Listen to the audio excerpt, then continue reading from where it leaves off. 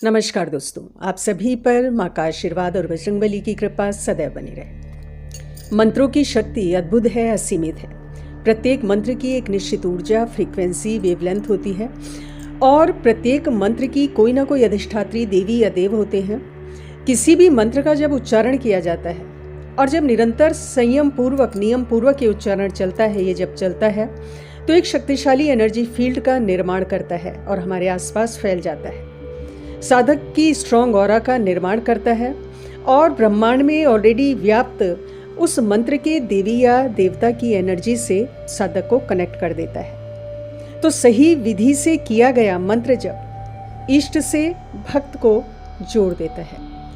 उदाहरण के लिए जब हम गायत्री मंत्र का जप करते हैं तो अद्भुत तरंगे पैदा होती हैं और हमारे आसपास फैल जाती हैं। सूर्य के अलौकिक तेज, ताप उसकी दिव्यता को अपने अंदर एब्जॉर्ब करके जपकर्ता की ऑरा के अंदर प्रवेश कर जाती हैं, उसके मन, मस्तिष्क, आत्मा में प्रवेश कर जाती हैं और इस प्रकार सूर्य की ऊर्जा से, उसके तेज से साधक को जोड़ देती है। निष्ठापूर्वक अपने इष्ट को समर्पित होकर किया गया मंत्र जप जीवन में ऐसे बदलाव लेकर आता है जो अविश्वसनीय से दिखते हैं, लेकिन मंत्र की असीमित शक्ति के कारण ये बदलाव साधक के अंदर आते हैं और उसके जीवन को ट्रांसफॉर्म कर देते हैं।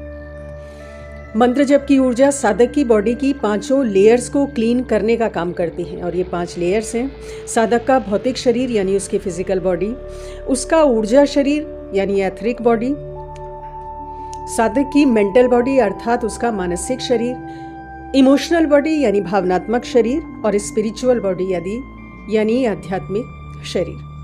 तो इन 5 लेयर्स को मंत्र जप की ऊर्जा क्लीन करती है।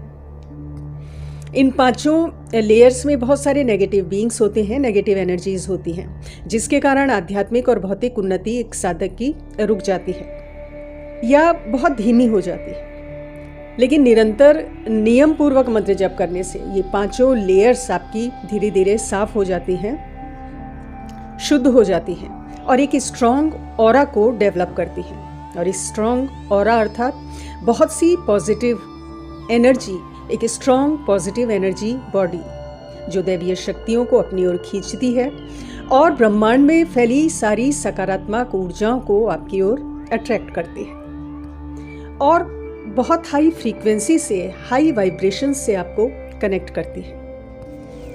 जब आप निरंतर मंत्र जप करते हो, किसी एक विशेष मंत्र का निरंतर जप करते हो, तो उस मंत्र के अधिष्ठात्री देवी या देव के बहुत से अनुभव आपको होने लगते हैं। ध्यान में और स्वप्न में उनके विजन आपको मिलने लगते हैं। उस दैवीय शक्ति द्वारा भेजे जा रहे संकेत आपको प्राप्त होते हैं और उस दैवीय शक्ति द्वारा भेजे जा रही गाइडेंस आपको मिलने लगती है और बहुत ही बहुमूल्य अनुभव, दुर्लभ गाइडेंस आपको प्राप्त होती है। मंत्र जप करते समय कुछ विशेष बातें जो बहुत साधारण सी हैं लेकिन बहुत मायने रखती हैं, उनका ध्यान आपको अवश्य रखना चाहिए। जिसमें सबसे पहले आता है स्थान और स्वयं की पवित्रता का, शुद्धता का आपको ध्यान रखना है। जहाँ बैठकर आप मंत्र साधना कर रहे हैं वो स्थान शुद्ध हो और साथ ही स्वयं की शारीरिक शुद्धि और मानसिक शुद्धि पर भी आपको ध्यान देना चाहिए, क्योंकि शारीरिक शुद्धि तो स्नान करके हो जाती है, लेकिन मानसिक शुद्धि यानी विचारों के प्रति जागरूकता, किस प्रकार की आप सोच रख रहे हो, किस प्रकार का आहार आप ले रहे हो, इसके प्रति आपकी अवेयरनेस होनी बहुत ज़रूरी है। साथ ही साथ किस प्रकार की वाणी आप बोल रहे हो पूरे साधना काल में, इन सब चीज़ों की जागरूकता, इन सब के प्रति अवेयरनेस होना बहुत ज़रूरी है। तभी कोई भी मंत्र साधना संपूर्णतः सफल होती है। दूसरा बहुत ही इम्पोर्टेंट जो एक नियम है मंत्र साधना का, कि आपको गोपनीयता का ध्यान रखना है। जिस भी मंत्र का आप जाप कर रहे हैं वो किसी को नहीं बताएं। जिस मंत्र का जब आप कर रहे हैं उसको मुंह से निकाल देने से, अर्थात किसी अन्य को बताने से मंत्र की शक्ति का ह्रास होता है, मंत्र सिद्धि नहीं हो पाती। साथ ही मंत्र साधना से जुड़े अनुभव भी किसी से शेयर नहीं करें सिवाय अपने गुरु के। मंत्र साधना में आने वाले दिव्य अनुभव सभी साधकों को, अधिकतर साधकों को होते हैं, लेकिन हर किसी से इन अनुभवों को यदि शेयर करेंगे तो उन अनुभवों की ऊर्जा, उनकी जो दिव्यता है उसका क्षय होता है और हो सकता है ये अनुभव आपको आगे आने बंद हो जाए। मंत्र साधना का एक बहुत ही इम्पॉर्टेंट नियम है कि आसन और दिशा का आपको ध्यान रखना है। सही आसन का आपको प्रयोग करना है और जो आसन आप स्वयं प्रयोग कर रहे हैं वो कि कोई दूसरा उसका प्रयोग ना करे। साथ ही उचित दिशा में बैठकर आप साधना करें। सामान्यतः गृहस्थों के लिए उत्तर या पूर्व दिशा सर्वोत्तम मानी गई है। मंत्र साधना जब आप करते हैं तो ये एक बहुत ही व्यक्तिगत, अलौकिक और अद्भुत आध्यात्मिक यात्रा है, जिसका आनंद उसकी गोपनीयता में है। जितना ज़्यादा इसे दिखावे की वस्तु आप बनाएंगे, अपने अनुभवों की चर्चा आप दूसरों से करेंगे, उतनी ज़्यादा इससे उत्पन्न जो अमूल्य ऊर्जा है उसको आप डिस्टर्ब करेंगे। मंत्र साधना में मंत्र का नियमित पाठ ये बहुत आवश्यक शर्त है। एक निश्चित समय पर निश्चित स्थान पर बैठकर साधना करें। समय का अंतर बहुत ज़्यादा ना हो, 10-15 मिनट ऊपर नीचे हो सकता है, लेकिन ध्यान रखें इससे ज़्यादा समय का अंतर नहीं होना चाहिए। साथ ही जिस मंत्र का आप जप कर रहे हैं उस मंत्र के जो अधिष्ठात्री देवी या देव हैं उनका ध्यान मंत्र आपको अवश्य पढ़ लेना चाहिए। ध्यान मंत्र में देवी या देवता के संपूर्ण स्वरूप का वर्णन होता है, देव शक्ति का आह्वान किया जाता है, उसे आमंत्रित किया जाता है, उसकी स्तुति की जाती है। ध्यान मंत्र एक बहुत ही शक्तिशाली माध्यम है किसी भी देव शक्ति से कनेक्ट होने का, उसकी ऊर्जा से जुड़ने का और उसे अपने जीवन में आमंत्रित करने का। तो ध्यान मंत्र आपको अवश्य कर लेना चाहिए। समर्पित भाव से किया गया मंत्र जप न सिर्फ आपको अपने इष्ट से जोड़ता है वरन इष्ट के दिव्य गुणों को आपके अंदर प्रकट भी करता है।